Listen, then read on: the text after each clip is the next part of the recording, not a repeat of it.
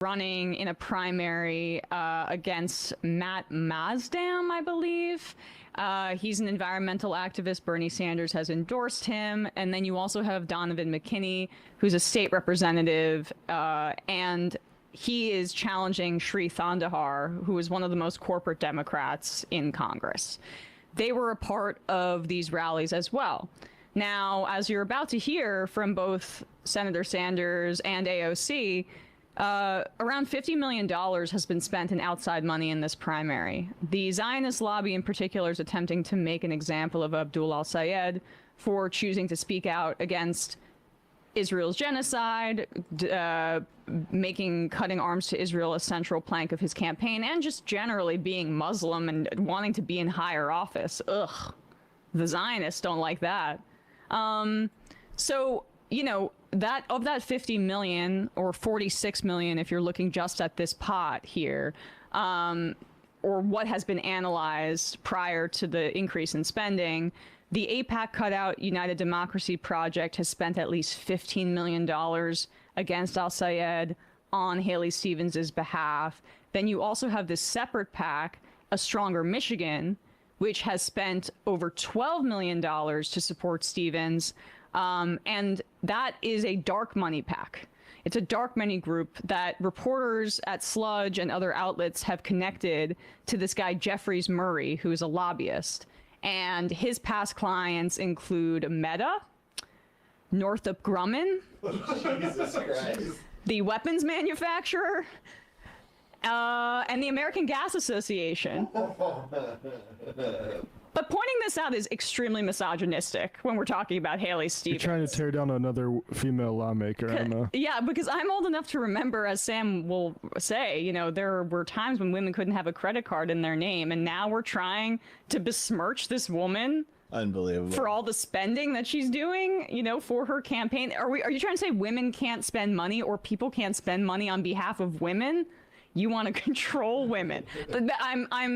This is dripping in sarcasm because honestly, these attacks against Abdul al-Sayed are so disgusting, and they're using misogyny and sexism with such cynicism. They make the real claims about misogyny and sexism a lot less salient, and it's immensely important, especially in this time of fascism when we have, you know, the United States military essentially cheerleading testosterone injections and talking about how the war fighters need to just be masculine, and that, you know, we've had Fox News being like, the other women in the U.S. Army should watch out for all these testosterone-filled men, as if there hasn't been a systemic problem with rape in the military going unreported. I mean, that they're celebrating it. So to use this, the Democratic Party and these PACs that are associated with a genocidal lobby, to use this so cynically is, you know, another example of liberals throwing anybody from trans people to just women in general under the bus to achieve their ends of maintaining the status quo.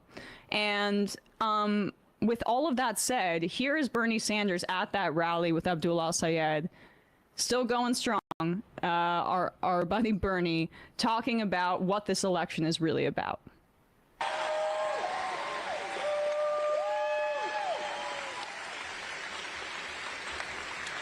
In all due respect to Haley Stevens, everybody, no.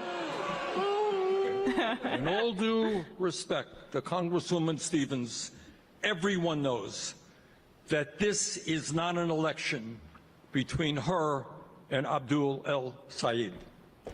This is an election between Abdul and the billionaire class. That is what this election is about.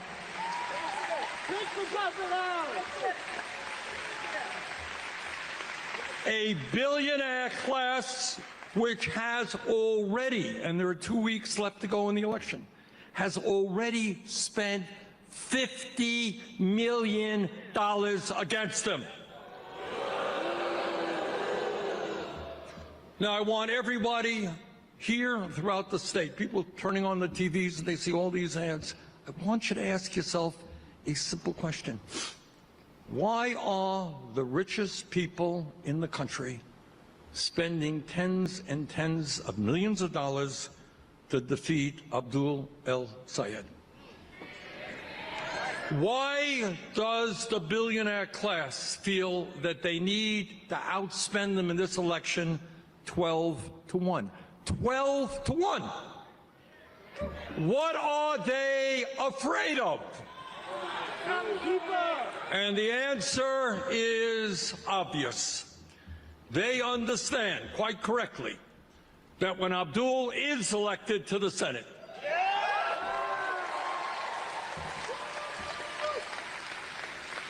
he will work with me and other progressives in taking on the greed of the billionaire class and fight for an economy and a government that works for all of us, not just the 1%.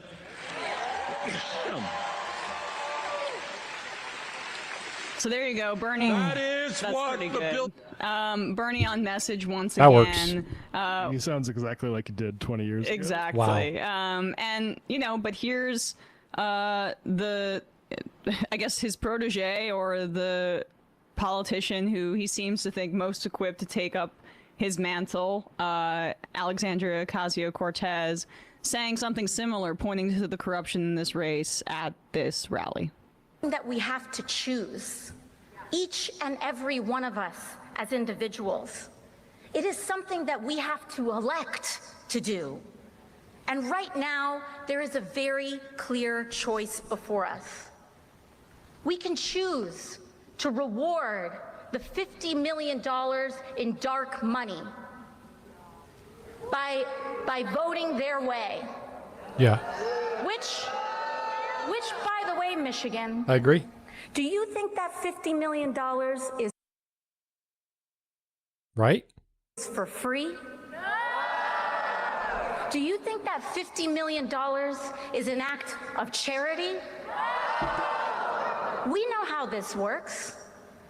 There's $50 million in this race because they're expecting a return.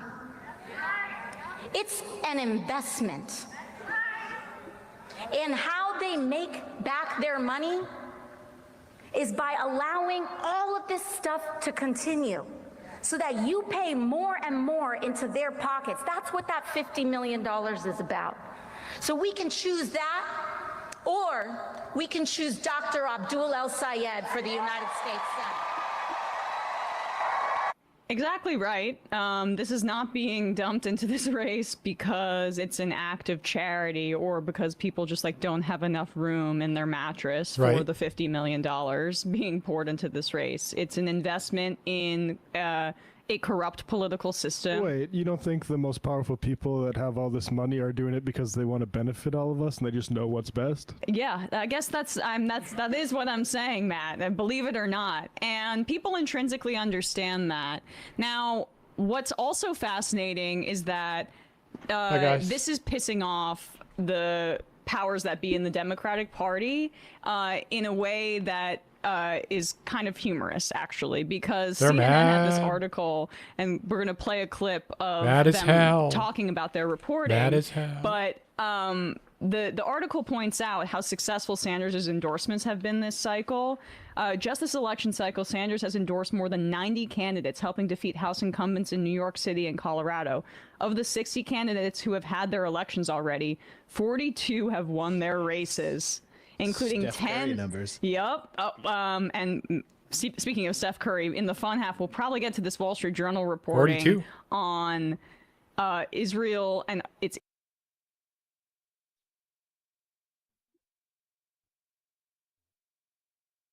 There we go.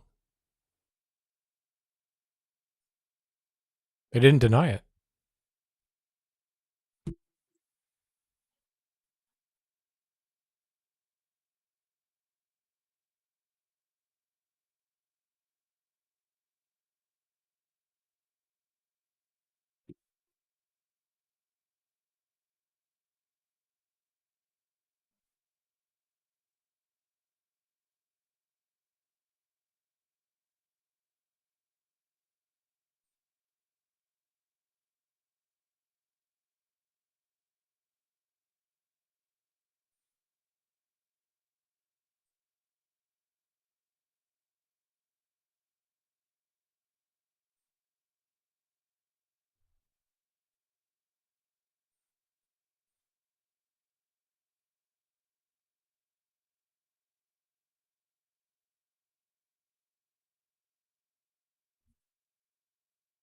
Fuck.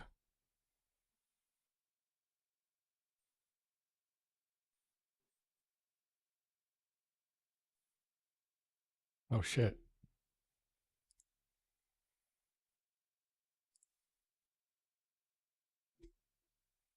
Dumbass.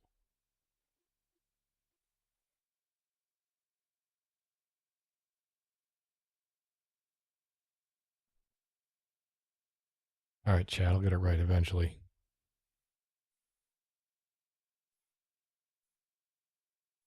Right? There we go.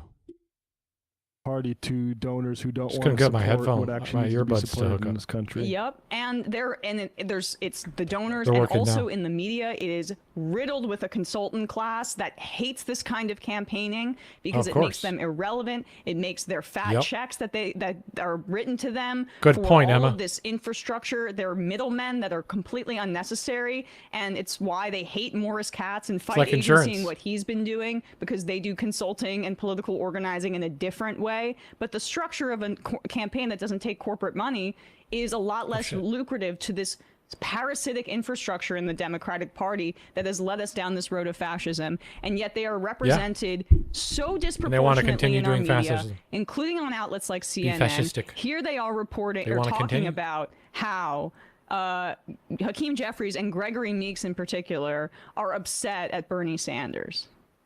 Sanders has backed over 90 candidates, and according to his team, 42 of them have won their races, All right, damn it. including 10 out of 16 federal candidates. Here's a look at some of them on your screen. There's some controversial ones that have caused some significant blowback within the Democratic ranks, including a critical Michigan House race there, Congressman in the Michigan 7th Congressional District, a battleground district. That one is William Lawrence What? there. That's a big fight that's happening, will happen in that August 4th primary. Plattner Hakeem dropped Jeffries out. had this phone call with Bernie Sanders and along with Gregory Meeks, a New York Democrat, on it.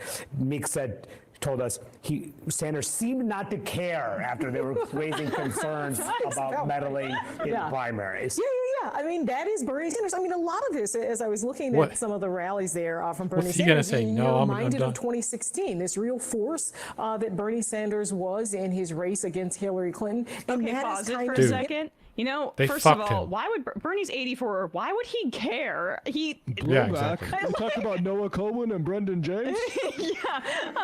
Also, Bernie's like, I've been trying to play nice this entire time, and now I've got the juice because you've burned your credibility so thoroughly. That's the difference between 2016 and Exactly. now.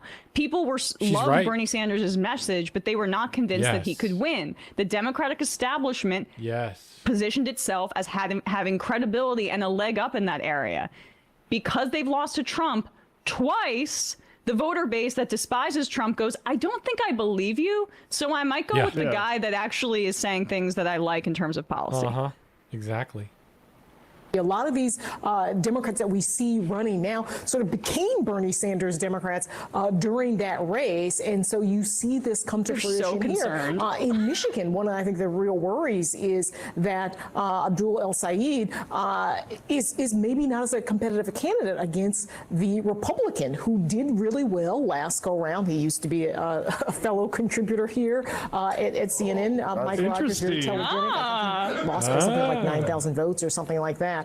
And so there is real worry. Yeah. But you know, this is about attitude, right? It's about passion. It's about media training in some ways. I mean, if you think about somebody like Right. Abdul. It's just funny what concerns get aired.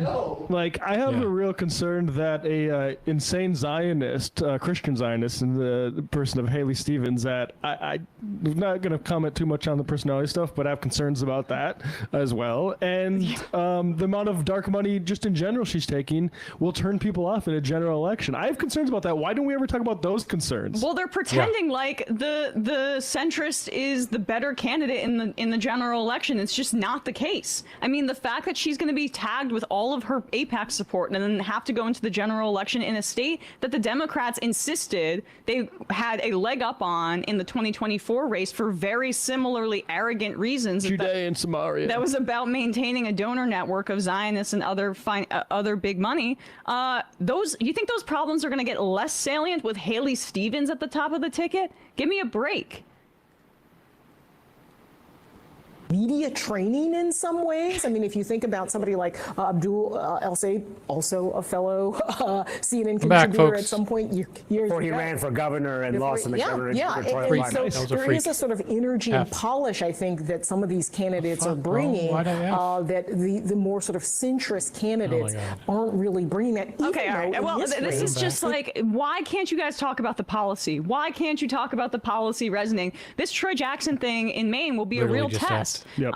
Because he is going to have a very similar platform to Graham Plattner, and but maybe less of the charisma and less of a name recognition at this point because Plattner had been running for over a year.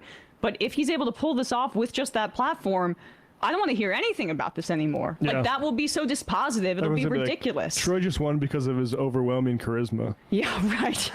In Troy's defense, I would say he has what I call Northern Maine charisma. Yes, well, Let's do a think piece on it for the New York Magazine.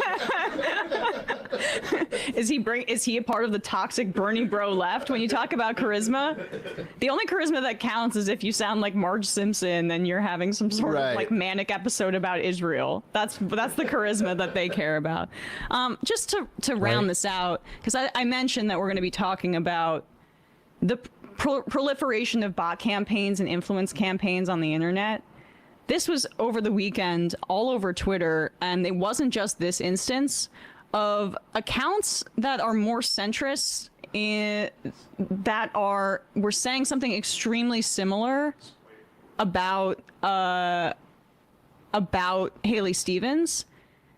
You got Tim Miller here. Okay, yeah, she's growing on me and I can't help it. A lot of these accounts just said the same exact thing. I have to admit it, Haley Stevens is growing on me. What? Like an infection. Yeah. I like how they have to admit that. It started from a low place. Yes. Don't kill me, but she's growing on me. Guys, what you Haley say Stevens about, is like- growing on me. That's what you say about like a weird sort of new food. Right. I've tasted it 3 times, like I'm supposed Marmite, to. yeah. I gotta be Yeah. honest, she's grown on me. And it wasn't the only instance where there have been like there's been like a lot of identical phrasing that has been tweeted out or sent out on social media. Oh, this is it's always great when Zionists think they have a point. Right. Or this noun verb APAC. Yep, that's the new one. Noun verb APAC. That's what they're sending out to these influencers. I think. Look again. Noun verb Eli APAC. Lake, big time loser. Also, noun verb APAC. I wonder how they all came up with this. Noun verb APAC. God. They are cooking over there and I mean, support Israel land. yeah, we're, as I keep referencing this big Wall Street Journal piece, but they talk about how, if you guys remember Brad Parscale, he was the senior digital advisor for the Trump campaign in 2020. I remember and prior him. to that, in 2016, he was the guy that oversaw the Cambridge Analytica strategy, which essentially was this firm. It was revealed that this firm improperly took personal data from tens of millions of Facebook users to build psychological profiles to target them for right-wing causes. And this happened in the 2016 election and in Brexit in the UK. And Parscale was across that. He was brought back in the Trump campaign in 2020 and then had to kind of leave in disgrace because he had a total psycho episode, or I shouldn't say psycho. He had an episode of domestic violence allegedly with weapons, and his wife called the police on him. And now apparently he's been contracted by the Israeli government to run an influence campaign here in the United States. And I'm not saying that like someone like Tim Miller's getting paid by a corporation to tweet that out, but we get press blasts from other campaigns as well, where they'll say these are the talking points. This What is what we email want list to are you hit. on? Right? What email? But do I think that maybe smaller, like what we saw from Taylor Lorenz's Chorus reporting, these smaller influencers, perhaps they're getting paid, and then they're on the email blast list, and then they send out social media posts that are in keeping with these talking points? It's just something to keep in mind, because I think we're really in a period of unbridled corruption in so many parts of what used to be, institutions that were more defensible. I know. And this so-called free Like, speech no one's space on doing the anything internet is now about pay anything. to play, much like a lot of our information ecosystem right now. That's And crazy, so Chad. something to watch as we cover this key Senate race. Hey, folks, don't forget to hit the subscribe button and check out our daily show. We do it every day at 12 p.m. Eastern for about 2.5 hours. We even take phone calls. You should check that out. Okay, Uncle.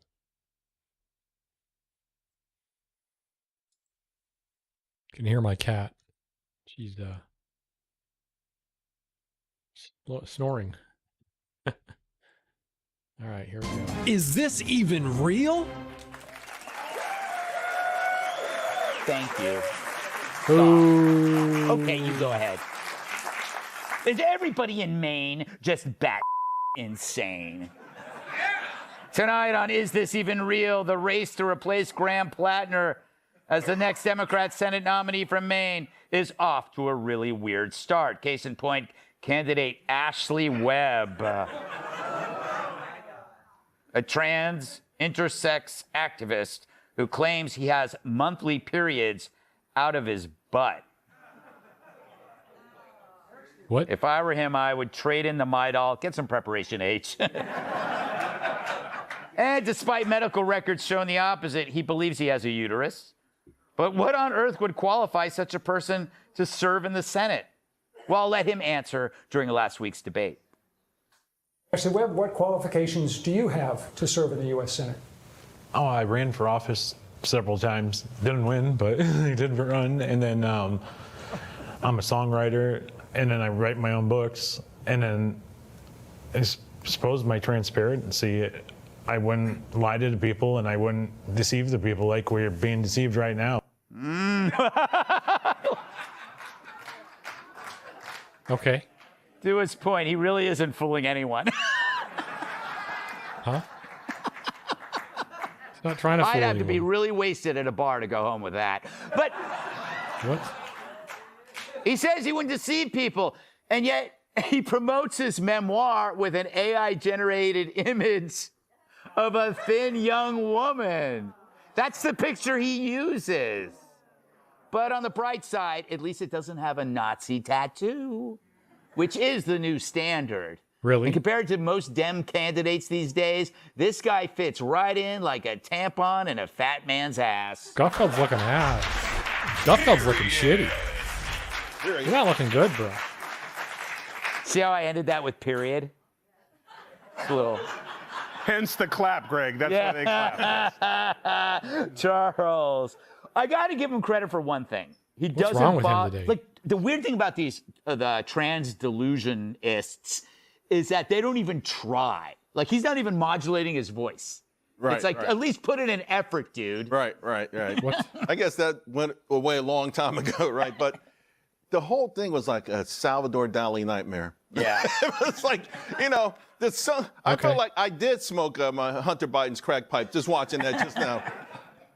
But again, it gets back to what you guys were talking about earlier, though. Where was the substance, though? Yeah. I mean, really, everything, you can be what you want. And listen, I don't care about any of that. But realistically, Yeah, right. where is the substance? Where's the guidance? Where's the future? What's going to happen?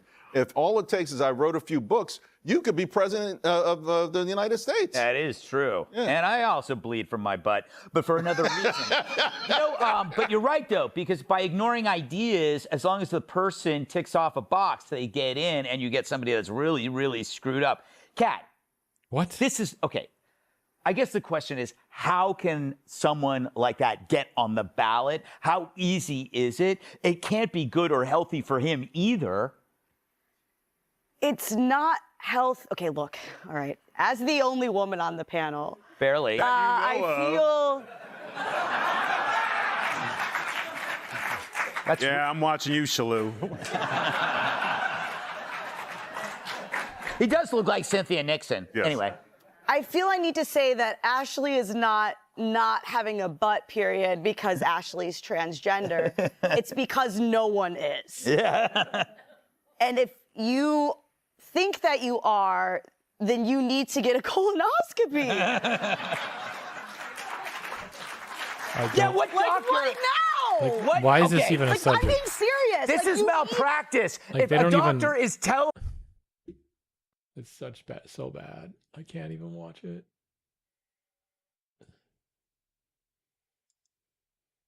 Right now in the House, Mike Johnson and Russ Vought are trying to get Republicans on It's so board bad. with They've gone Trump's downhill so bag bad. of goodies in the reconciliation package, which includes a $95 billion chunk in supplemental funding for the war in Iran, and also farm aid caused by that is necessary because Trump raised fertilizer prices and energy prices so much from this war in Iran. So ripping us off, ripping the taxpayer off.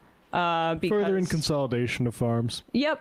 And yeah, no problem. That the reason that they need this aid is because, as I mentioned, of Trump's own choices. But suffice to say, there won't be more small farmers in business right now, as there will be fewer in the coming days. Absolutely. And months, yeah. And they like this kind of consolidation, as you say. Their donors would love to buy up farms on the cheap and continue to have, monopolies across the country. But we're not sure ahead of the August recess if Republicans are going to be able to pull this off, because Trump wants to shoehorn the Save America Act into the reconciliation bill, which, I don't understand how necessarily they're going to do that. Or because it's not pertaining to the budget, but he wants to either nuke the filibuster or create some sort of budgetary reason for the Save America Act, I believe, to be in these negotiations and in this bill. But regardless, they're attempting to pass the Save America Act ahead of the recess. And John Thune and the Senate are not too happy about this. But Trump wants this because it's a mass voter disenfranchisement bill based on essentially a Nazi lie about great replacement theory, because they are trying to claim that immigration is an attempt by the Democrats to replace white people and to vote in elections and take away your voice. We know that non-citizen voting in the U.S. is so insanely rare. There have been many analyses of this, and voter fraud in particular. The Heritage Foundation, which is a right-wing think tank, the right-wing think tank, essentially, arguably the most important conservative organization in the country, they looked at voter fraud instances or instances of non-citizen voting from 2003 to 2022. So almost essentially a 20-year period. Wow. You know how many times they found voter fraud or non-citizen voting? 23 instances. I'd also just mention the Heritage Foundation is named in Mahmoud Khalil's suit against the government on the Klan Act for conspiring with Zionist groups like Canary Mission and Batar to slander people for expressing their free speech and indeed persecute them for their free speech on Palestine. Good note. So we're not Heritage Foundation fans here, but if any group has an incentive to overplay these instances of voter fraud, it would be the Heritage Foundation. Now, here is Steve Scalise being asked about these efforts to mandate certain kinds of ID for voting, which would impact 9% of American citizens of voting age who don't have this kind of proof of citizenship that is required. And of course, it's going to impact people of color and marginalized communities and poorer people and rural people as well because of the attack, and disabled people because of the attacks on mail-in voting. But that's 9% of Americans would be disenfranchised by this, by the Bipartisan Policy Center's estimates. That's 21 million people.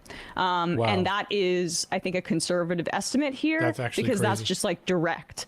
There are, something like 70 million women in this country who don't have on their birth certificate 70 million. the name that they've changed, their married name. They're married, and that would not suffice in terms of proving their citizenship, because you need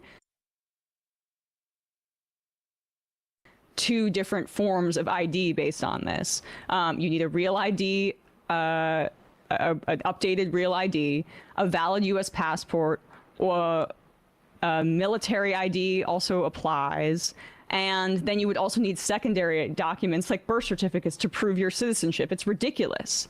But Steve Scalise doesn't seem to think so, because he says that you use your voter ID all the time, including at places like the Olive Garden. Show and picture ID to vote.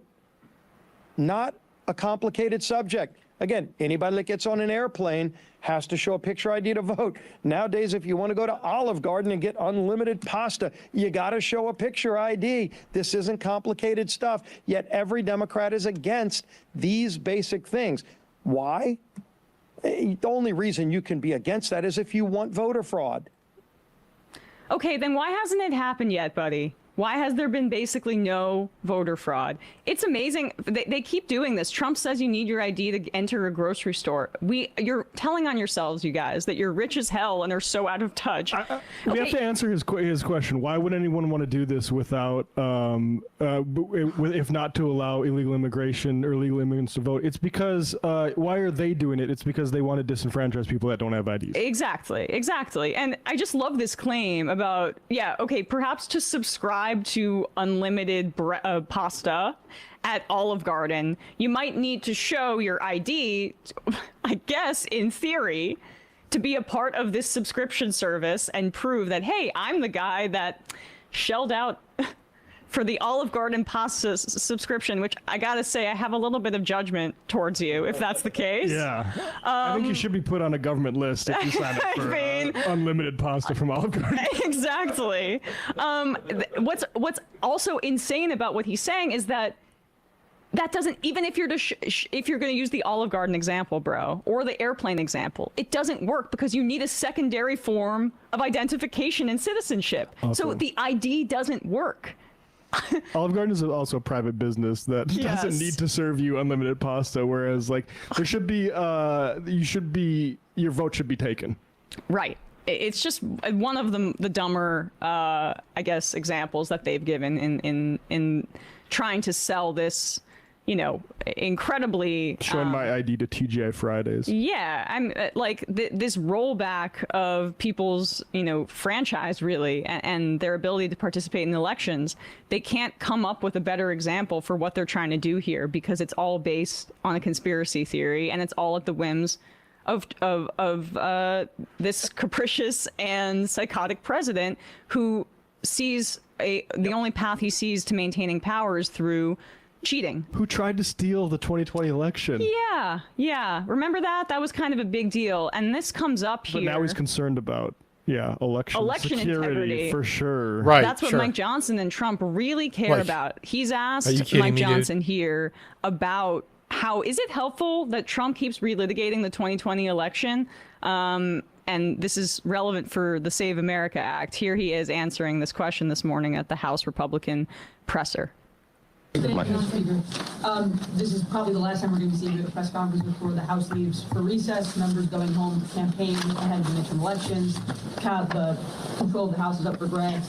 Last week, President Trump gave a speech relitigating the 2020 election and bringing up claims of election fraud.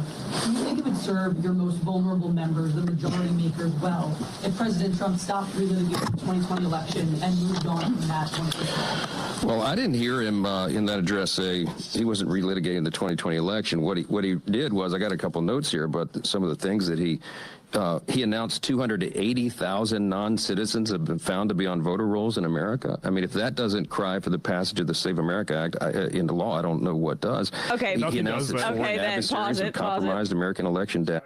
I just want to fact check that really quickly. The 278,000 non-citizens being unlawfully registered is a highly, highly disputed figure. Most election experts say it's wildly overstated. And once again, registration, even if you were to take that claim at face value, doesn't mean that they voted in the election. Why would you, in this context, in this country, when Trump is locking up people and throwing them into gulags, and over 50 people have died in ICE custody so far during his second term, Why the hell would you risk it to vote in your local municipal election by showing up at a polling place? Yeah, if there's that many on the voting rolls, you should be easily able to find out how many of them actually voted and prosecute them. Like that happens when people vote that aren't supposed to vote. They get severe consequences. Yes. Unless you're like a Republican and you did it, which happened. Which happens more often than what they're talking about. Exactly. In the law, I don't know what does. He announced that foreign adversaries have compromised American election data, and that our election system is vulnerable to threats. I mean, that should concern every American citizen. I'm sorry. We have to just take this piece by piece. That is not what was claimed. In that insane screed in his primetime address that no one cared about, Trump essentially said that the evidence showed that Venezuela has the capability to change the voting results in their own elections. But there was no evidence in the documents that he released that Venezuela could do that to the United States. And the thing that was alleged in the text of the so-called intelligence that he's presenting was that China considered doing an influence campaign in the United States, got and sought to publicly to access publicly available voter information, as does the Democratic Party and the Republican Party in the U.S. And probably the Israeli government and other foreign governments, because this information is available and they do intelligence. That was all that was alleged, and they didn't even think that it was worth it to fund this kind of campaign. So every accusation is a confession. Yes. It's the same thing with saying that China wanted Joe Biden or whatever. I'm sorry, on balance, if you're going to say which country wanted which president more, you'd say Russia wanted Trump in 2016 more than China wanted Biden, just relatively speaking. I mean, frankly, Biden is maybe a bigger China hawk than Trump. Right. If we're actually thinking about it in those terms, Biden wanted to pivot to Asia. The whole AUKUS thing was an attempt to curb China's influence in their region of the world. Trump is not as committed to that. He's back in the Middle East, baby. All right, keep going. Concern every American citizen. This isn't about relitigating 2020. This is about making sure that people have faith in our election system. If you do not have a free and fair election, it's very difficult to maintain a constitutional republic, a government of, by, and for the people. I mean, this is basic stuff. And the president was highlighting that. Some of the findings are alarming. I mean, a lot of the Democrats that ran around breathlessly for years saying that Russia was intervening in our elections, you would think they'd be the first to step up and say, yeah, let's go investigate this and clean up voter rolls. I mean, that is part of our message on the campaign trails. We want to make sure that... Wait, so China has people on the voter rolls? Is that what he's trying to imply? He says that they have publicly available voter roll information that they access. That's because they wanted to do polling to see which way the election was going to go. That's all the intelligence has ever alleged. At most they would want to do with that information. It's not to change the vote totals. Yes, and it is funny to see him, attempt to try to fit Trump's pet fixation on the 2020 election into some sort of grand electoral strategy. There's another clip, we don't even have it on the sound sheet, but he said at one point in this press conference that he was optimistic about the midterm elections and then corrected himself to say enthusiastic. So I think that was a bit of an admission that they're not necessarily sure how this is going to go for them. I do think it's a grand strategy, though, because he's just trying to do exact opposite. He's trying to take the faith out of elections. He's trying to make everybody cynical so that they can set up some kind of corrupted midterm. Right. Yeah. One of those. States, all the states, including blue states, are doing their dead level best to ensure that federal law is complied with. What is federal law? To vote in a U.S. election, you have to be an American citizen. That's a simple thing. It's not being enforced in some of these states, and that's why Save America Act is so important. And we want to make sure that we don't have deceased persons on the voter roll. We want to make sure that in states where they're doing ballot harvesting, they're not just... Who gives a goddamn about the voter rolls if they don't vote? This is the sleight of hand that he's doing here. He's pretending that the voter rolls are the same thing as people repeat voting. Voter rolls over and over again. It's like some sort of magic incantation that scares conservatives. Yes. Rounding these things up haphazardly, that the exact number of ballots that are printed go to the exact number of voters who are registered in these districts, and not extra persons. This is what makes people doubt the veracity of our election. No, you are. Because to the extent that those ballots are going to a dead person's mailbox, they're not being turned in. And if they're being turned in, then you have a case. Yes. Come to me then. Right. I mean, and Yeah. Like, there have been, I remember those instances where there were examples, it was disproportionately Republicans doing it. And they're found out. Yes. Yes. Exactly. It's insane. And I still can't get over how they're attempting to sell this, that when Trump was in power, the election was stolen from him. When Biden was in power, Trump won easily. You're right. And it was a landslide, apparently, that he didn't reach 50% of the popular vote when he defeated Kamala Harris. So I don't understand. Like, he's also claiming, as a part of Trump was in this press conference, this China interference thing, that the intelligence that he was provided by members of his team, including the current John Radcliffe, the current CIA head, who was DNI at the time and was responsible for giving him this information, that they withheld all of this from him, this shoddy intelligence about China that didn't really allege anything. And so you just have to believe so many different layers of bullshit to get to where Trump is, which is just, it's an ego-stroking exercise that he's brought the entire country along in this enterprise with him. So let's just hope that the Save America Act is not included in this, and even some of the provisions aren't inserted. I know that Tim Burchett is unhappy with it being piecemeal, but this could be really bad. And I think there are a lot of Republicans that understand that this could impact them too, specifically in rural districts. Hey, folks, don't forget to hit the subscribe button and check out. Yeah, it's not just going to make the leftists not vote. Obviously, Tim Dillon is not a guy whose political analysis should be taken seriously, but every once in a while, Gavin and I like to react to these bro podcast guys just because I think they're a good barometer for what the temperature of the country is, right? These were guys that were absolutely thrilled to do the grift work in the lead up to the 2024 election. Oh, it's raining money if I pretend that Donald Trump is actually edgy and cool and he's the outsider, man. So they were happy to do that. These people have no souls. If you ever want to see a real clear juxtaposition of morality, watch the Joe Rogan Experience episode on election night with Kyle Kalinske and Tim Dillon, right? You'll really get a clear understanding of who understands the stakes in this world and who does not, who is only out for themselves, who is entirely selfish, right? And I think a lot of the criticisms that JD Vance, that Tim Dillon will launch at people who are still followers of JD Vance absolutely apply to himself.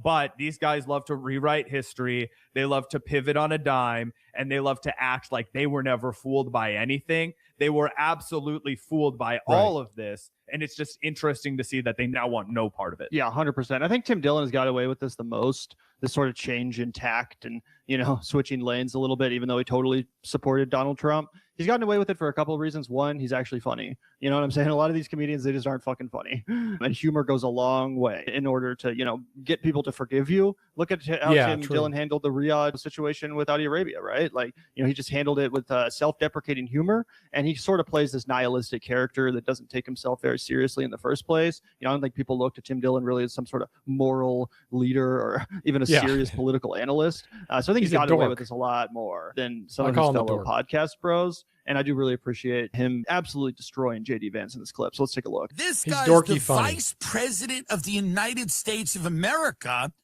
going on the biggest podcast in the world going, yep, I read all the files. Trump's innocent. Also, I'll always believe there was a greater conspiracy there. I'll always think something was going on.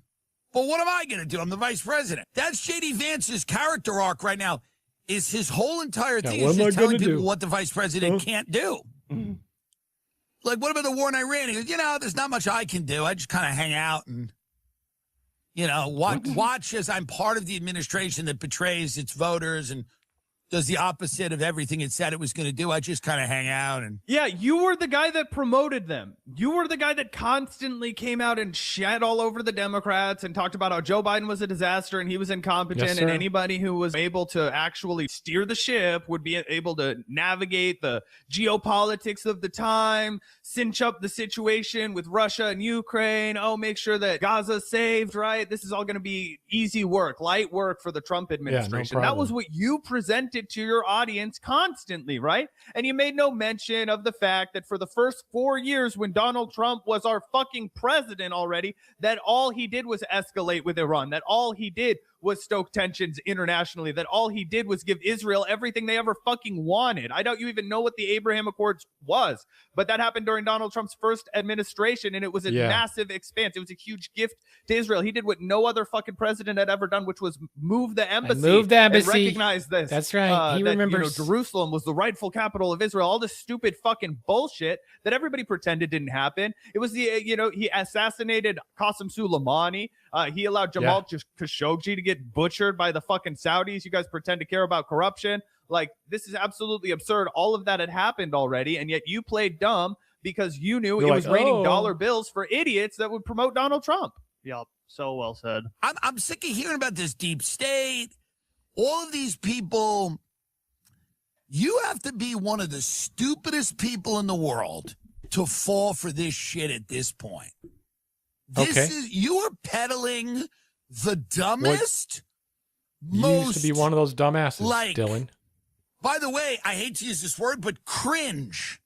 It's You're literally cringe, bro. cringe. You watch this and you go, I feel so disgusted by the fact that they think people are still going to believe this shit. Dude, they will. And your entire legacy is going to be remembered as a MAGA comic who ushered this in. Right. You are going to be remembered as one of the droppings. You a can't remove him significant from the dropping, equation. sure. Neck and neck with like a Tom Segura. Sure. A dropping from the Joe Rogan Experience that ushered in the MAGA movement 2.0. That is your legacy because you literally have the audacity. You're not a fool. I know you're just so confident in how foolish your audience is that you could talk about like, oh, it's just been a revolving door. Pam Bondi's out. All these people are out. Like, you didn't watch the first Trump administration? Do you remember what happened to John Bolton, the guy who wanted to go to war with Iran? Yeah, he was Donald Trump's first pick 1.0. How about Mike Pompeo? Right? How about sloppy Steve Bannon? Do you see them running around the White House this time around? This is exactly what Donald Trump does. Why do you think J.D. Vance is the vice president? You're talking shit on him. What happened to the first vice president? What happened to Mike Pence? Do you not remember?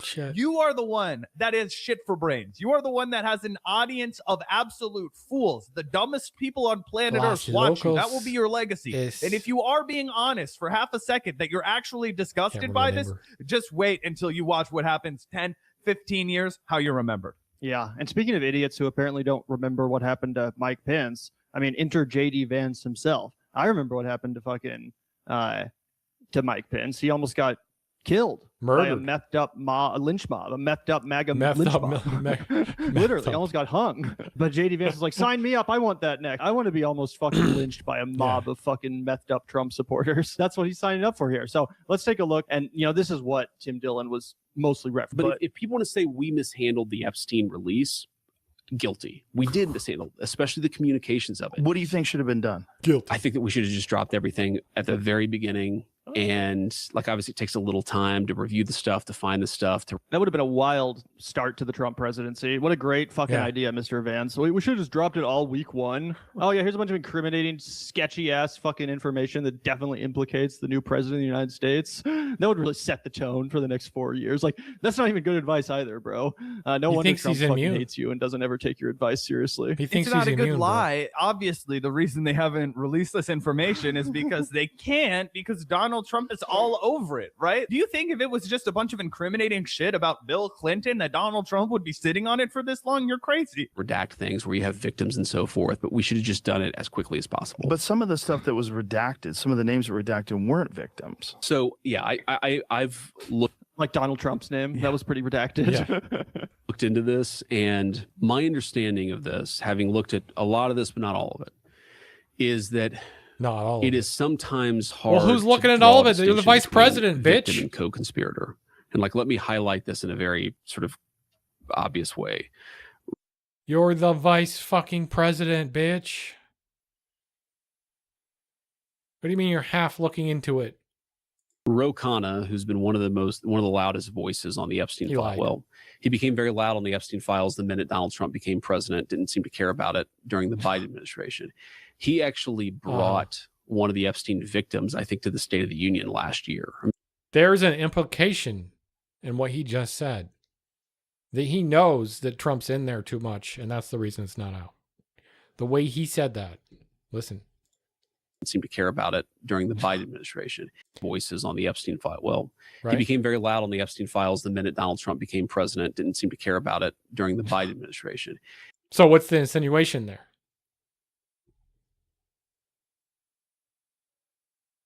You see what I mean? Without the files out, the fact that he's trying to drag him like this, and the insinuation is what? That there is shit in there, right? Like he tacitly just admitted it. He actually brought one of the Epstein victims, I think, to the State of the Union last year, or maybe it was the year before last. Well, like that victim, and I'm not accusing, I'm not saying she wasn't a victim. I don't know anything about her particular case. What do you mean you're not saying it? You're saying it because you're saying you're not going to say it. That doesn't go. What do you mean, bitch? She was also listed as a co-conspirator in some of these documents. Can you right? So there's an idea that some... Hey, didn't Donald Trump's biggest political ally in 2024 and his #1 donor say he was in the Epstein files? What's your response to that, JD Vance? This is the kind of shit Joe Rogan would be asking if he wasn't an absolute doofus. Yeah, or hey, didn't paid Jeffrey $3 Epstein million. call Donald Trump his best fucking friend? Yeah. But they're literally going, if you watch this whole interview, JD Vance literally tries to go with the excuse of like, oh, Donald Trump actually, he blew the whistle. Like, yes, Type he shit. was friends with Epstein, but he's the one Yeah, that called the type shit. cops. He blew the whistle, bro. He was he's a white. He was hat the one that pedophile. turned him Yeah, in. Exactly. He was working for the Meanwhile, feds the whole time. Epstein bro. died on his all watch. those parties he went to, all those underage women he had inappropriate. You're president of the United States, and you've got Epstein in jail, and he dies. Whether or not it was from suicide or from someone killing him, appropriate relationships with. It was just that was law enforcement work. You're guilty, bro. Obviously. You didn't literally go that far, but still. He's a hero, bro. Yeah. But yeah, that's pretty crazy. Straight up admitting that the Trump administration mishandled the Epstein file release. Again, I don't know how they could have properly handled it with Donald Trump being all over that shit. But it's definitely pretty funny that he's, admitting to them mishandling it. It's not just Tim Dillon that's kind of turned on It's funny. JD It's funny as Vance. hell, Let's dude. take a look at the comment section for JD Vance on the Joe Rogan Experience. This is Joe Rogan's own comment section. JD, I've never heard of that, Vance. At what point does this become too embarrassing for the American people to stomach any longer? Like 10 years ago when Trump was first, it's been too embarrassing for Americans to stomach for a long time, at least this American. Let's ask Perplexity if you campaigned on no new wars. And that's a, obvious shot at Joe Rogan, whose podcast is now sponsored by Perplexity. And now sometimes Joe Rogan will literally have to ask Jamie to pull it up. Ask Perplexity. Ask Perplexity. That's it happens to be our sponsor, but just ask Perplexity, by the way. So that's pretty funny. Again, seems like there's some backlash, not just against Vance and Trump, but Joe Rogan himself. Their gaslighting just doesn't work anymore. We ain't beating the compromised allegations with this one, boys. It's brutal, guys. And again, it's criminal that Tim Dillon isn't here to co-host. Bro, Tim Dillon is another fucking idiot. This is what pisses me off. And this is how you can tell that Joe Rogan has an audience. Why do they think of Tim liberal Dillon's people. hot? It's like, I know. I want was another good. guy that was in on it to help me hold you to account. That's It's like, crazy. dude, what are you talking about? Like, you literally are a mark. When we talk about marks, right? It's Gavin and I referencing old professional wrestling, right? A mark is a person who actually believes in the theater, right? When they go to the wrestling match, wrestling is real in the sense that these guys are putting their bodies through hell, but the story, the narratives, that's all made up, right? They're not actually sleeping with each other's wives, and they're not actually doing all these narrative things, right? That's what they get people to believe in, right? And that's the story, and that's the soap opera of professional wrestling. If you're a mark, you think that's all real, right? And the Jaden D'Angelo's of the world, I'm sorry to highlight this for you, brother, but you are a mark. Joe Rogan's whole role right now is to thread the needle and to be like, oh, I want to maintain ties and proximity to Donald Trump and JD Vance, but I also want to maintain ties to Tim Dillon. Tim Dillon is looking around and being like, I want to maintain ties to Joe Rogan, but I want nothing to do with Donald Trump and JD Vance because I've already wrung that rag dry. Like, do you see what's happening right here, you guys? It's all a work. Yeah, 100%. But that being said, as I mentioned, I think Tim Dillon is significantly funnier than Joe Rogan, which is why he's been able to get away with this a lot more. Oh, I agree. And he doesn't get I'll take his hounded comedy by over Joe Rogan's any day. the audience as much. In fact, here they're celebrating him. And I think that, Tim Dillon probably sees that lane there. He's like, okay, well, if people like Joe Rogan are just going to keep doing this, stupid, boring, phony Trump propaganda, then I'm going to take the lane of being the edgy guy who says what they won't and who honestly says what everyone else in my audience is probably thinking, right? Tim Dillon's really good at telling his audience what they want to hear. When it was exciting to be on the Trump train, he was excited to be the conductor. That's true. Right? He gets now you, that he gets you it's jacked. not cool to be into Trump. Ready to go. He's more than happy to fill that lane of being the guy who will bash Trump and make funny jokes about how lame JD Vance is, even though, like, again, a year or two ago, he was going to dinner with JD Vance and all this embarrassing shit. So, that's pretty interesting. But I do think it's fascinating the fact that this comment section is not having it. Again, this is not some left-wing channel we're looking at the comments of. This is the Joe Rogan Experience itself. And, it seems like almost nothing but negative comments. The Swamp Experience. If you look close, you can see the strings on Vance's shoulder. That's crazy. That's pretty funny. Again, I haven't seen a positive 4K comment at upvotes all. on a comment about the USS Liberty. That's crazy. That's crazy. crazy. Yeah, that is pretty. That's the fucking ship that Israel sank. Oh yeah, no shit. I was like, wait, what is this? Yeah. Right. That's crazy. Yeah. And you know what's even more embarrassing, Zach? Joe Rogan followed up this interview with an interview of Mr. Beast. So fucking cringe, so fucking lame. And it so really cringe, does dude. just prove that at this point, he's not really all that interested in having really genuinely fascinating conversations with people. He just wants to have this circle jerk of millionaires and billionaires and powerful people and influencers and fascist Yeah. politicians Kinda on. true. What a nightmare double Kinda feature true, Chad. / blunt rotation. Joe Rogan, JD Vance, Nightmare and blunt Mr. Beast. I like to think of Jimmy Donaldson as the perfect foil to myself. Right? Bing We're both bong. from Kansas. We both have. I always forget his name is Jimmy Donaldson. Yep, he's like 6'7". It's like bing bong, bitch. Bing bong. Fuck your life. And I'm like Bing bong. 5'8", right? So we're perfect opposites in that sense. He's Huh. a psychopath. I'm a good person. I'm poor. He's really rich. You know what I'm saying?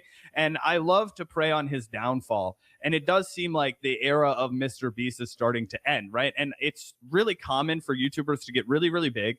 And then once the mainstream sort of catches up to the fact that they're really big, their time has already passed a little bit. The same thing happened with Rogan. Rogan never, ever, ever had the cultural power that he did after Spotify, after the mainstream media really caught up with him.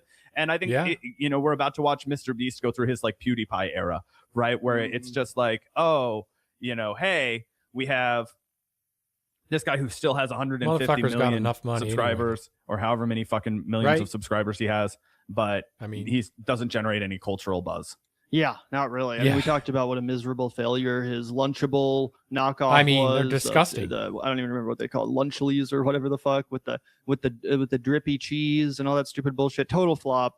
They were covered in mold. Barely anyone buys them anymore. Probably not even being sold in fucking stores.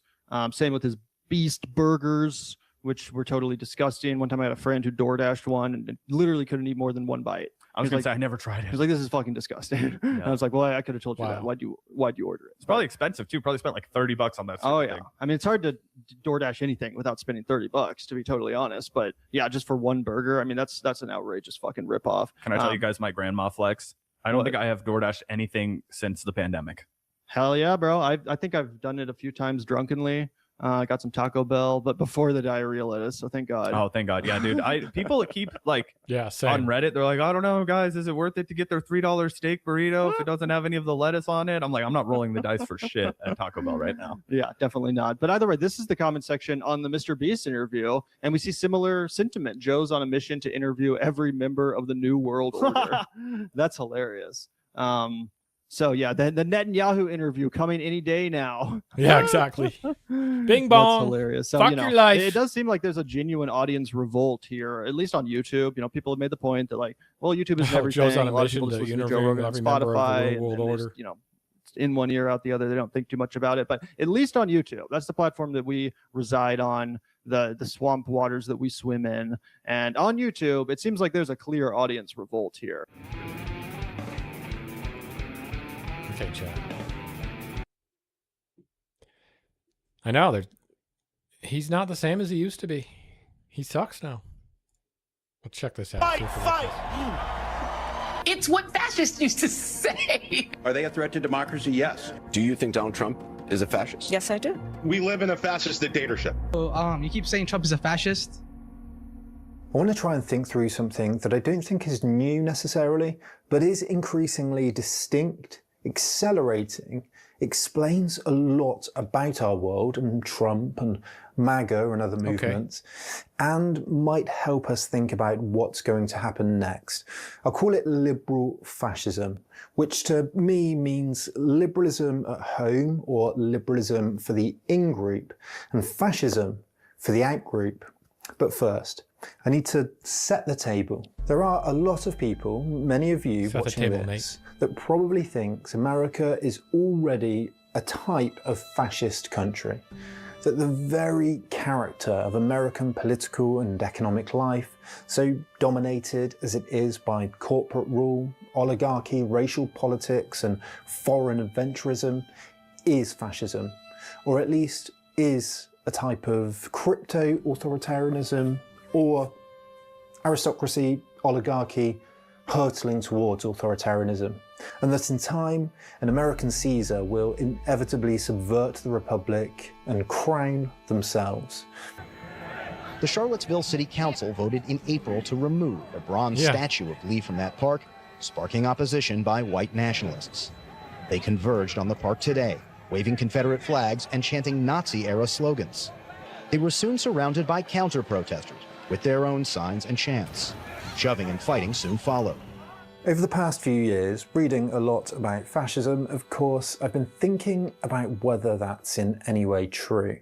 Now, the term fascist has to many become a thought-terminating cliche, a word to demark friend and enemy. And any attempt to analyse someone like Trump is a useless endeavour to them. Fascists are power-hungry, tyrannical bullies, and it's as simple as that. And as we saw in Why Fascism Fails, there is something in that, something of fascism in fascism itself, a kind of eternal fascism, universal fascism, a fascist urge that expresses itself in different ways, but is always there in some sense. But the nature of tyranny, how it expresses itself, always changes. Underbelly. There are different sorts of fascism and many different sorts of authoritarianism. Scholars use terms like electoral autocracy, spin dictatorship, competitive authoritarianism, liberal authoritarianism, and so on, and many more. Understanding these different shapes of fascism can help us find tyranny's Achilles heel. If you look at the structure and development of any powerful empire throughout history, its character never stays the same, at least so far. Things can change for the better, or they can change for the worse.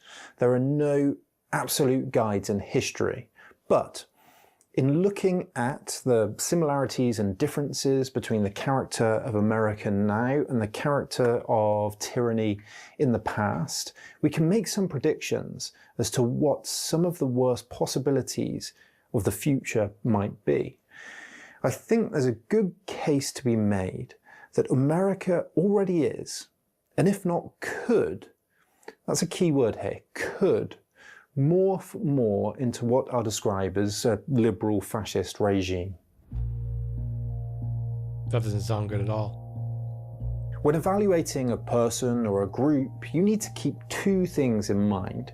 One is the context they live in, the constellation of movements, ideas, culture, beliefs, science, technology, the water they swim in. Right. Only then can you understand what the group either wants or could potentially do in or with that water, where the current might take them. The philosopher Gilles Deleuze talked about the virtual landscape, not what is actually existing in the world, but the kind of potentialities, possibilities that are available to us. This is why I structured the fascism series in this way.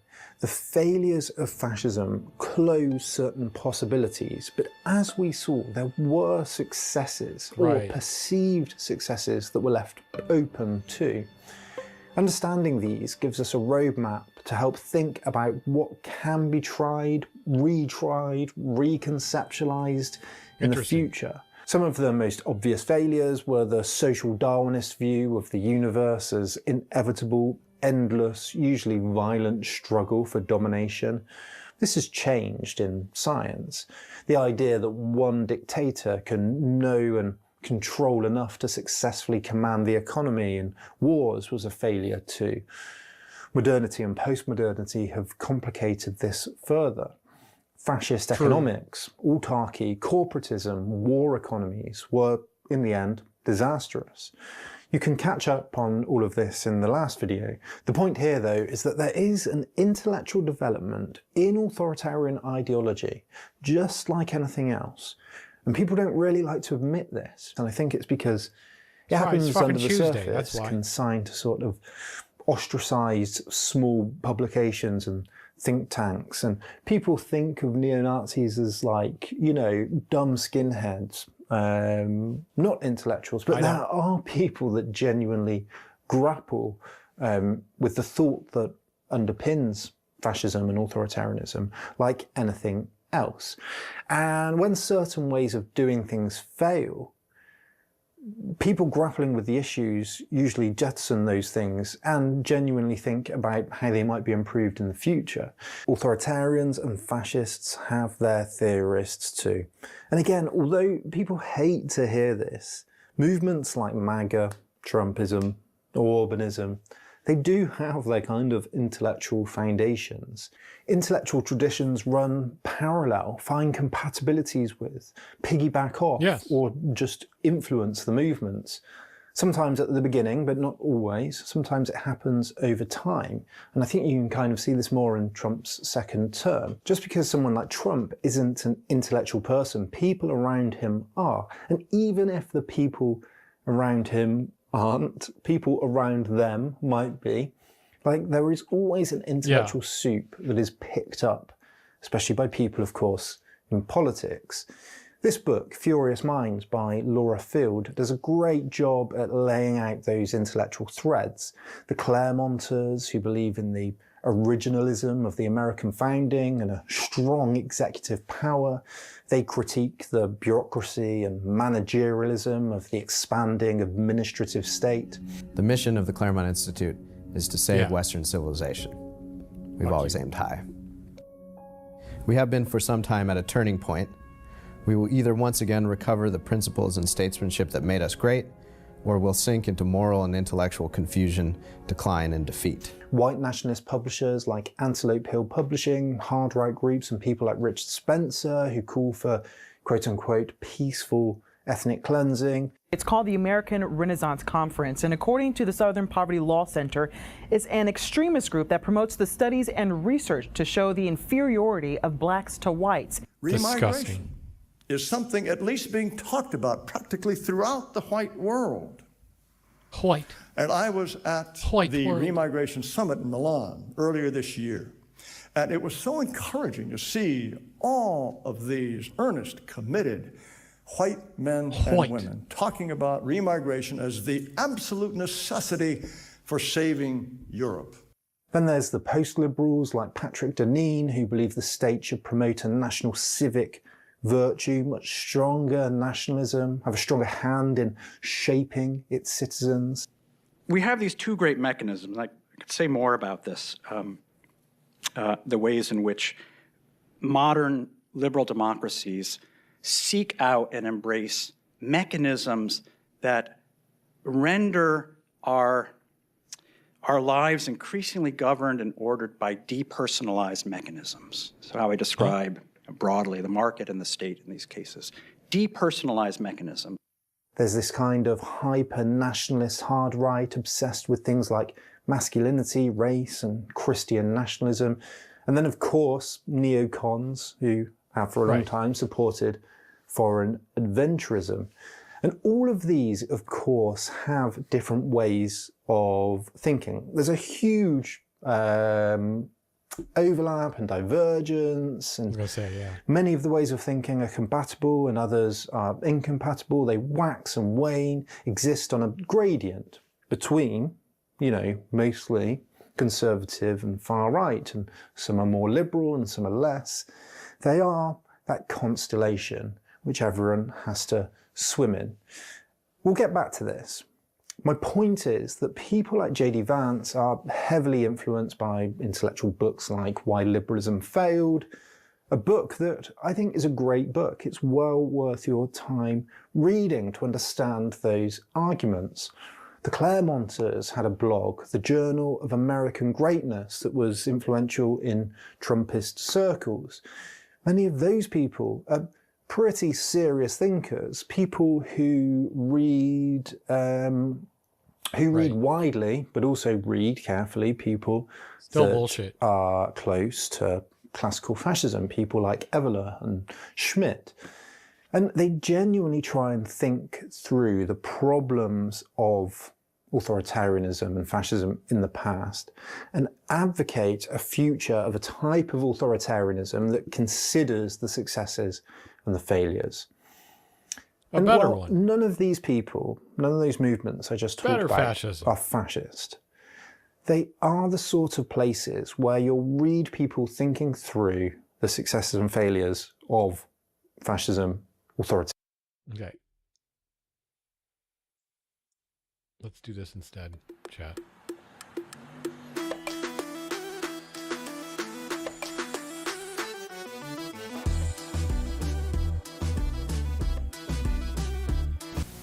Today's episode is Stalin is comically large spoon. Hey, dog, get some grain. Only a spoonful.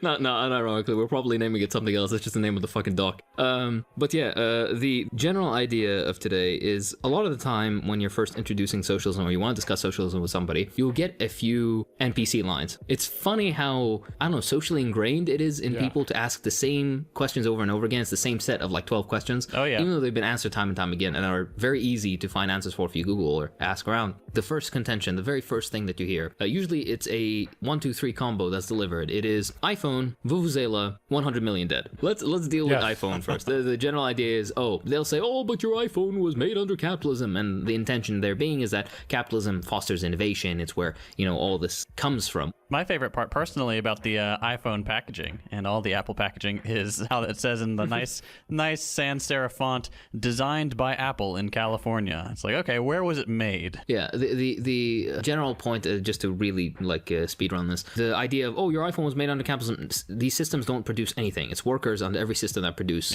the commodities or goods. The system just determines what or who gets paid, how the division of the surplus value takes place. Under capitalism, the vast majority of the surplus value goes to the capitalist to reinvest into the circuit of capital and also to subsidize their consumption. Meanwhile, under socialism, the bulk of the surplus value goes back into the population directly through remuneration, as well as into a general social fund, which can help the development of the nation or area, what have you. That's the fundamental difference. The vast majority of the technology that goes into computers and your phones and pretty much the iPhone specifically as well, daily life. Over 70% went into the OG iPhone. Yeah, is government-funded military research. It was public spending based on your taxes that developed this. Capitalists had enough starting capital to come and just take these various things and put them into one basically Same unit, thing's and happening then, with Elon knew how Musk. to market it really well. Now, the second one, which is Vuvuzela.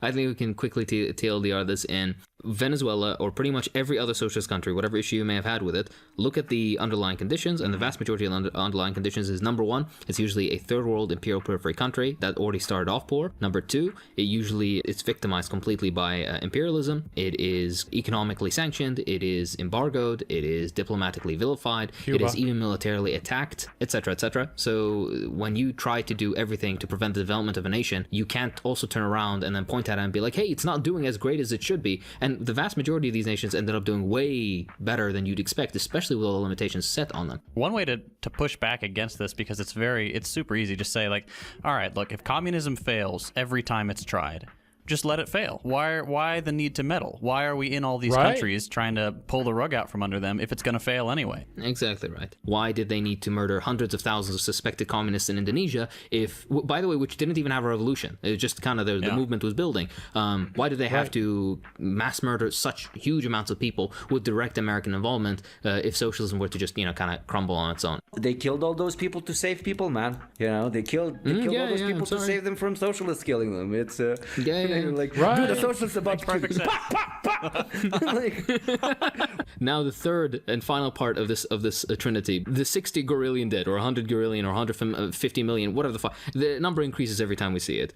The easiest way to deal with this is like, all right, so those deaths are always attributed to communism. Why is it that the deaths that occur in capitalist countries are never attributed to that economic system? Because there are a whole lot of people dying under capitalism. Let's take COVID, for example. The United States has the highest death toll of anywhere in the world. It's insane. We're going to hit 1 million dead this year, most likely, from COVID, just because of our terrible response, because we needed to, quote unquote, save the economy. So those people died on the altar of capitalism. Please, you're conveniently forget. Of course, the liberal commie conveniently forgets that COVID is a Chinese conspiracy to spread communism. It's the Kung flu. That's fucking. They did though. Jesus Christ! The I can't victims believe of the US communism. President said that. I know, it's insane. The Sorry, Victims of Communism Memorial Foundation added all of the deaths of COVID to deaths attributed to communism because it started in China. It's a very stupid argument, because every death that's anybody who stubs their toe under communism is listed as a death. Meanwhile, tens of millions around the world end up dying from malnutrition or starvation as a direct result of capitalist distribution policies, capitalism. And these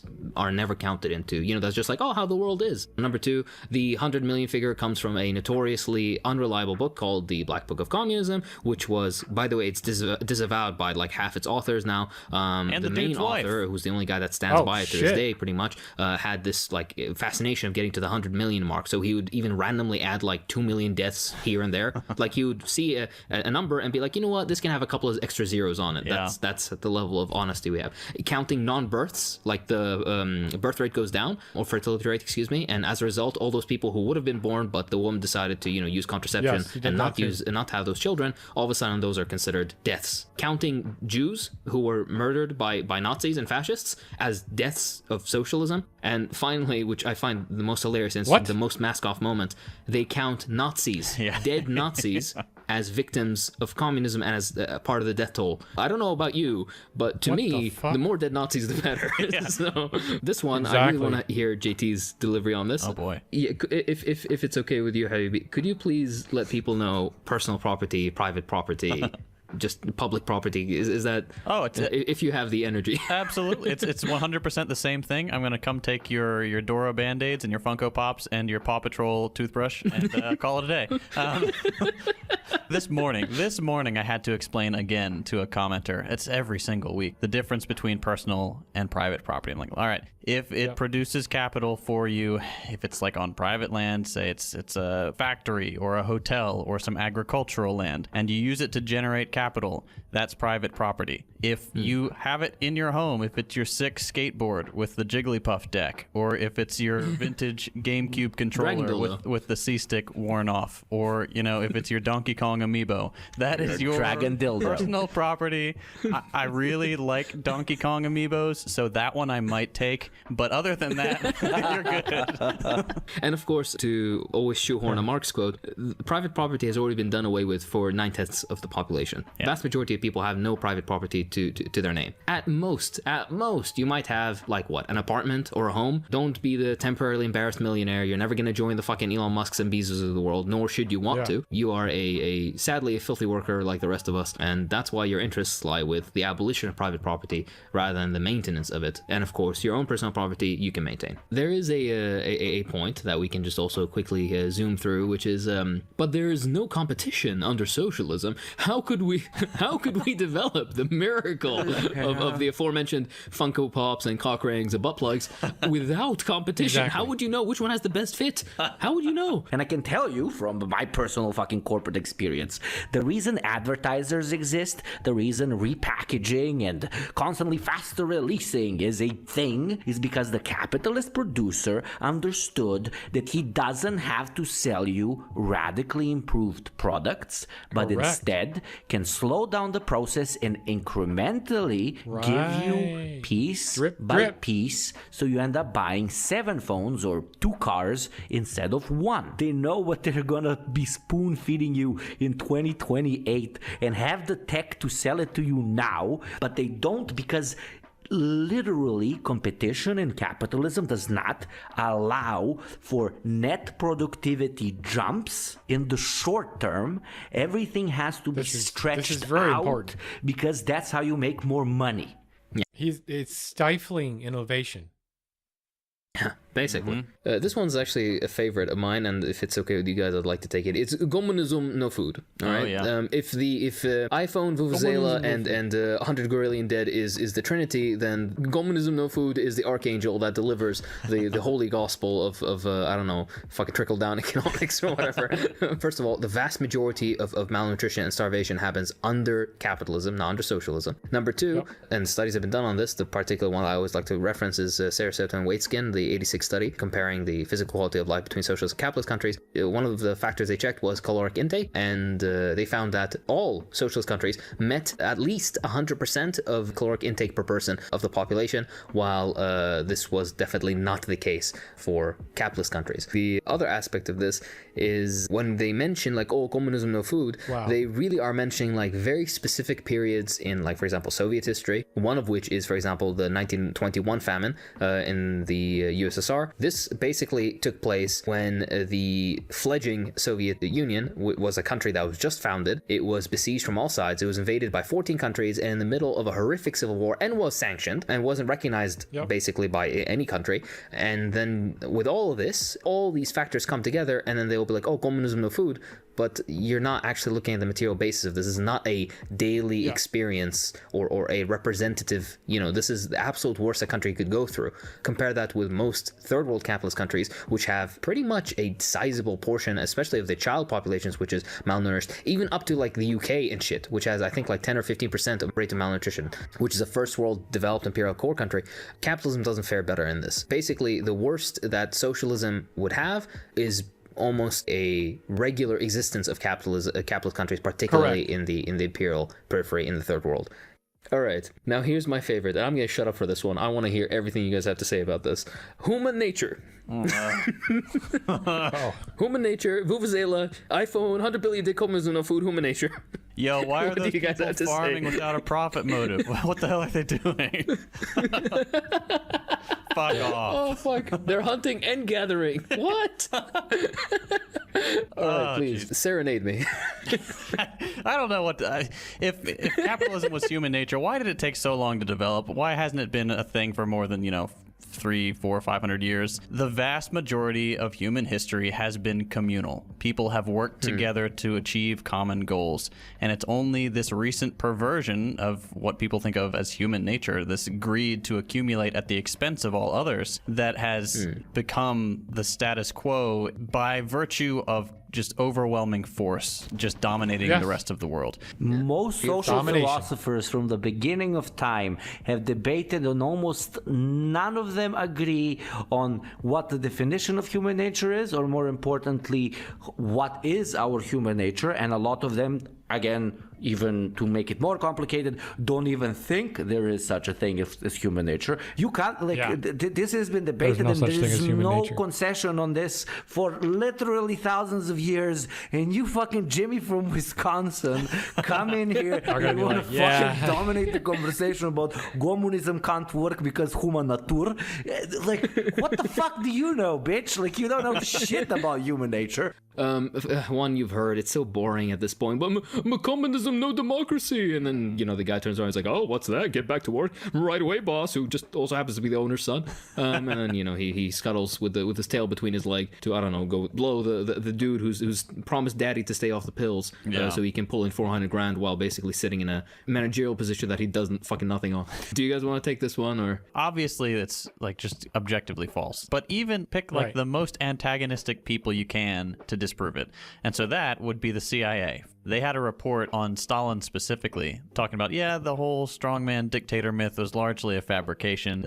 Even under Stalin, there was significant democracy in the Soviet Union. If the CIA is saying that, what do you have? Like, what defense can you possibly have? It's just absurd. The presentation that you see in the media or in history books, usually bourgeois history, is very flawed, because the concept of democracy that they have not only is different, but it's an even fuller democracy. And you can always compare it, of course, to your own country, the United States, who claims to be the most democratic country on earth, the most free, the freest and all that.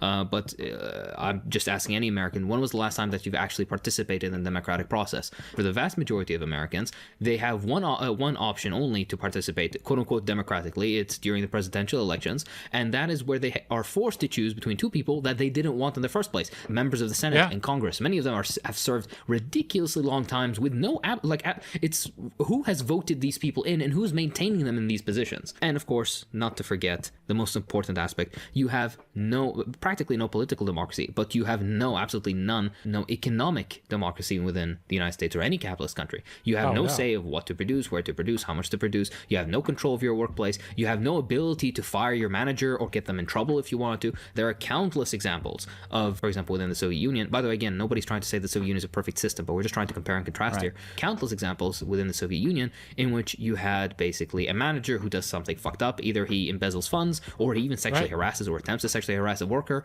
And they basically just go to the party committee, which was in every workplace, and they tell them, hey, yeah, this happened. And then guess what? The manager gets fired. Right? They almost always sided with the workers. And that's something that doesn't happen in the United States. They really don't even want us to vote, like even once every 4 years. The amount of voter suppression we've seen, the gerrymandering, the voter ID laws, just making it incredibly difficult to even cast a ballot should show what the elite think of even electoral democracy. But you're absolutely right. The economic democracy is a far bigger problem. I mean, every social model which has ever existed, from, I don't know, the first one that we know of that use the term democracy in ancient Greece, had the same democracy applied to only 5% of their population. You know, the rest were poor or slaves or women. And the neoliberal democracy, not ancient Greek democracy, but the modern neoliberal version, just like the Greeks back in the day, they apply the democratic values to things which do not question the status quo. None of us are saying that the democracy practiced in former socialist countries, even current socialist countries, are perfect, but they made genuine attempts at developing a new form of democracy that's more expansive, and they made massive strides in that field. And also, we need to remember that this is also currently an ongoing process. You have to remember that all former socialist countries, and even modern socialist countries, have had the supreme issue of imperialism, of constant military harassment and diplomatic vilification and economic sabotage and military threats and everything to the end of it. Trying to practice an all-encompassing and unlimited democracy under these incredibly strenuous conditions is, I think, naive to expect of them, and also sadly would weaken the internal security of the state.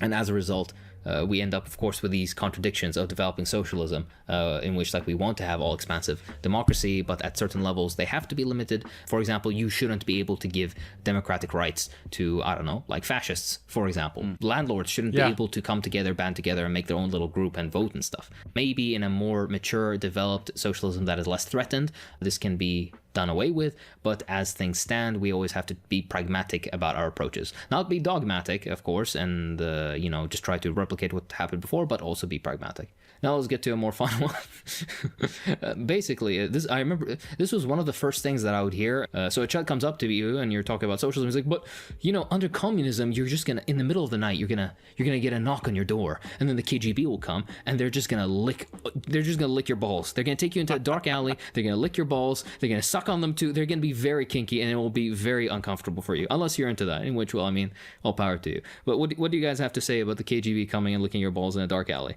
Of course, it has to be in the middle. They always say knock on the door in the middle of the night. It can't be at 2 in the afternoon. It can't ever be, it's like, lunchtime, right? It always has to be in the middle of the night.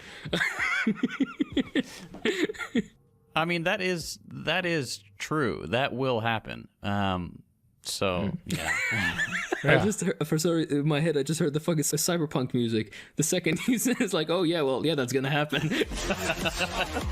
But I was going to say, this is a weird reference to the Great Purges in the Soviet Union. This is something that is not exclusive to socialism, number one. I've seen many more cases, for example, in the United States, where basically a cop enters a wrong apartment and then shoots a random person sleeping in their bed. Maybe this is fucked up to say, but the people who that happened to in the USSR maybe at least would have been somewhat guilty of some crime at the very least. Yeah. No, but like, even in the US, you could just be... Even in an argument that they weren't, and oh my God, the KGB and the local police killed so many innocents, arrested so many innocents. If all of those quote unquote horrible arrests, which happened, for example, in the Soviet Union, should be applied to communism as a whole, we should also look at the victims of capitalism in the country, which has the largest prison population to have ever existed. And with all due respect, in the 60s, in my opinion, already a bit too late, but in the 60s in the USSR, the last gulag was closed. In the US, you literally still have prisons utilizing slave labor, and you dare sit here and talk about the authoritarian fist coming down on people's freedoms. I mean, it is, but maybe you should look up because the fist is right above you. There's another one which is so fucking boring, and I'll let you openly take this one.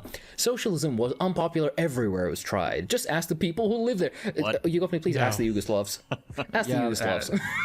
Yes, as someone who literally knows thousands of people who have lived through Yugoslav-style socialism, those who have spent the majority of their life in it almost exclusively talk positively about it. Many who even have managed to become even capitalists and become even rich in post-Yugoslav era of early capitalism, and at this point very sped up late-stage capitalism, if you can even call it that. Some of them also nostalgically look back at the quote-unquote good old days, and I've heard people literally tell me, I wish we lived in whatever it was before, because the world wouldn't have turned me into the person that it had to turn me into in order to survive. There's a joke we have here that the harshest capitalist is an ex-communist, because a communist knows how capitalism works and therefore understands that he needs to eat before being eaten in order to survive. Correct. Almost every listener, I believe, of ours has seen all of those maps, both in the Soviet Union, in Yugoslavia, etc., where we very eloquently and directly see from Western sources that usually it goes between 60 to 80%, depending on the region and usually how wealthy the region is, that we're against the destruction and the abolishment of the previous economic model. The only thing I can say to our American listeners is also the people who say this sort of thing, like, oh, all the people, like, they hated it, they hated living under communism. All right, who told you that? Those people, 90% of the time, they live in Miami. You know the type of person it is. It's like the only people who say they hated living. Yeah, exactly. The only people who hated living under socialism were the ones that were trying to take advantage of people, and that wasn't allowed. Most people who experienced socialism would like to go back to it. They look back fondly on it, and they do not care don't like for it because this they can't take awful advantage alternative of people that we've been offered. I think we can take these last three very quickly.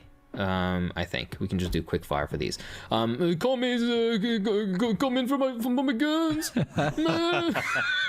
If it's okay, I would like to share three quotes. The first one, of course, is the beautiful quote of Marx, in which the whole working class must be armed at once with rifles, cannons, and ammunition. Any attempts to disarm the workers must be frustrated by force if necessary.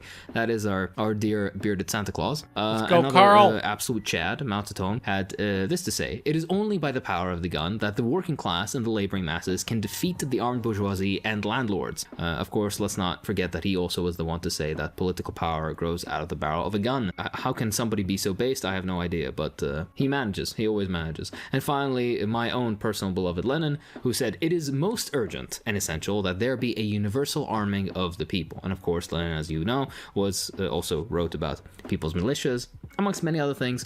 Practically every socialist country that existed had some sort of popular militia. It had education for the population, for the use of arms, for the cleaning of arms. They had access to arms to differing extents, but you could definitely get them. Communists are never there to take your guns. Communists are there to basically put guns in the hands of the workers and hopefully disarm fucking, fascists and Nazis and those types, because those people don't deserve to be armed. But the best way to disarm those people is moving on. This is my favorite one, because I get this all the time. Commies only exist as white upper middle class university students. Well, I mean, 1 out of 3. I mean, 1 out of 3 is white. That's about it. Yeah, exactly. Nothing else. Like Hakeem mentioned earlier, the Yeah. Vast majority of communists around the world are not in the United States or any associated imperial core country. They're in the developing world. They're in Asia. They're in Latin America. They're in these places that are very much not the image these people try to sell of like blue-haired liberal college students. That's just not reality. Well, it just goes to show that the average American's conception, the world is the United States to them. There is just no conception of what's outside these borders. As Yugopnik said, everything else is DLC. yeah, very apt. All right, I'm gonna throw you a low ball, one that's quick, and this is the final one. Under socialism, all housing is ugly. You're gonna be living in gray, bleak. Okay, don't look at our suburbs. Gray, bleak. Okay, number one, a home is better than being homeless. Yeah. Number one. Number two, historically, the housing that was built was rapidly built to basically make up for the lost housing stock of World War II, which destroyed massive amounts, entire cities and villages and everything. Literally millions of people displaced and homeless, so these people needed very quick housing. They didn't care if it was fucking pretty or not. Third of all, the vast majority of it at its time when it was new and maintained did look pretty good. You can pause this fucking episode now. Just go and type Yugoslav apartments or whatever, or like apartments Moscow, whatever, 1979. Just put in a random year where it was actually socialism. Most of them were painted nicely. They looked brand new. They were maintained. They looked nice. Under socialism, there's an economic plan. Under their economic plans, all this housing that was built rapidly to make up for lost housing stock wasn't meant to stay indefinitely. This was housing that was meant to stay for 25, 30 years and then allow for development of, to bring up the economy again so that they could build more sustainable housing down the line. An annoying little thing on the way of that called the dissolution of the Soviet Union that kind of prevented that. So that's why they're still in like 50-year-old housing that has not been maintained whatsoever, because, hey, guess what? The reason those places look like shit is because of capitalism, not fucking socialism. TLDR, now we have more money and technology to build free housing for everyone if tomorrow the socialists would take over. And secondly, me as someone who has grown up in one of those horrible gray buildings and who now lives in a brand new building, I can tell you my heating bill was much better back then because they used actual fucking cement. The building I live in right now has been built for profit, and all of the apartments are being given for rent. So the guy building it wasn't building it for himself.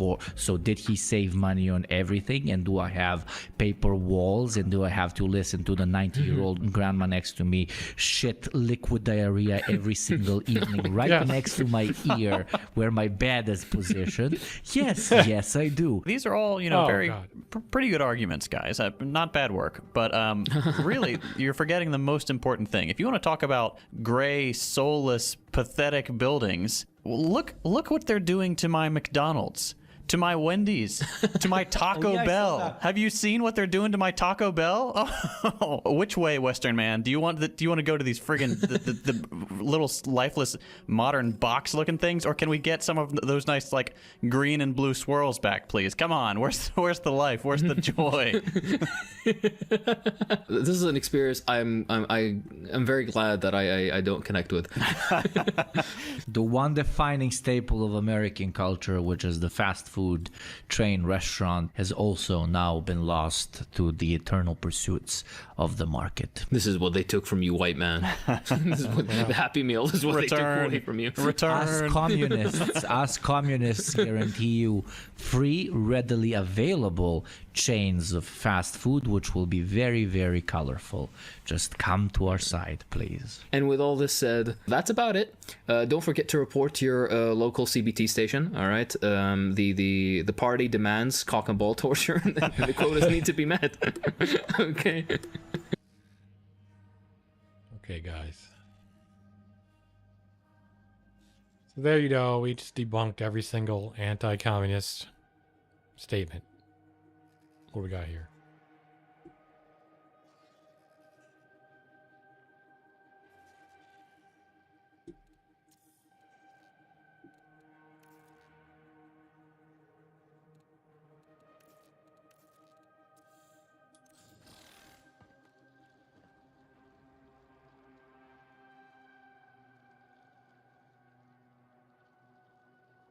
Fuck. I gotta go, chat. Yeah. I'll be on tomorrow. Bye.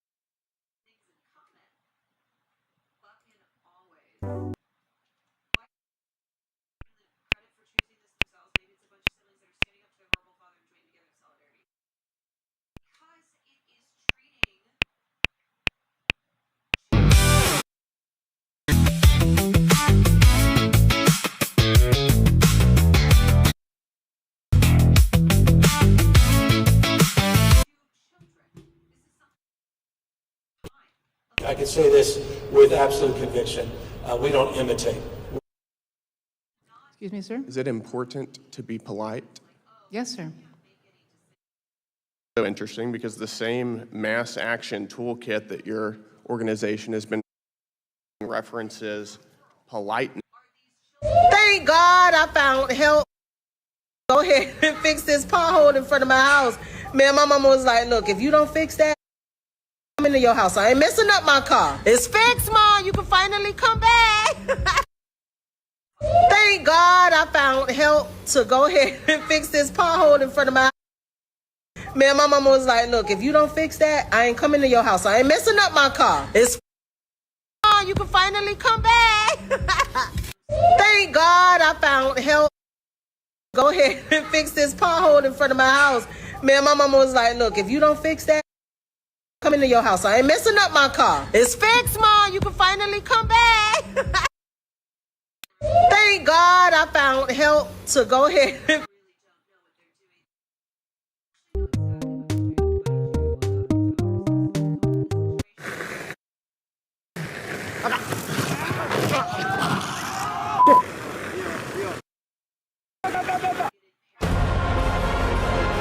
Yeah, political cause thing. Yeah. Those people that are protesting on the streets, 99% of them are losers. The other ones were bad. I have a whole joke about that. It's like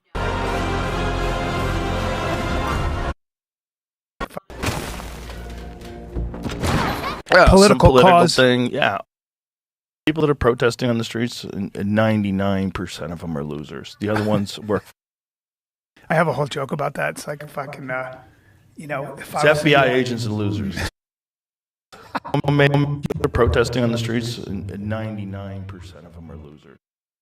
Ones work for the Fed. I have a whole joke about that. It's like if I can, you know, if It's I was FBI agents and losers. That's all it is. The whole fucking every protest. Political cause thing, yeah. All those people that are on the streets, 99% of them are losers. The other ones work for the Fed. I have about that. It's like if I can, you know, if It's I was FBI agents and losers. That's all it is. All fucking every protest, dude. Yeah, political cause thing, yeah. All those people that are protesting on the streets. Yeah. Okay, they're not homemade at all. And you don't have to make the sign. Make a sign. Protest, dude. Is FBI agents and losers. I talk about this all the time. I'm like, for me, you want me to join a protest? You want me to get out on the street? First of all, to make a sign? The fuck out of here. And then you don't have to make the sign. There's a guy with a van.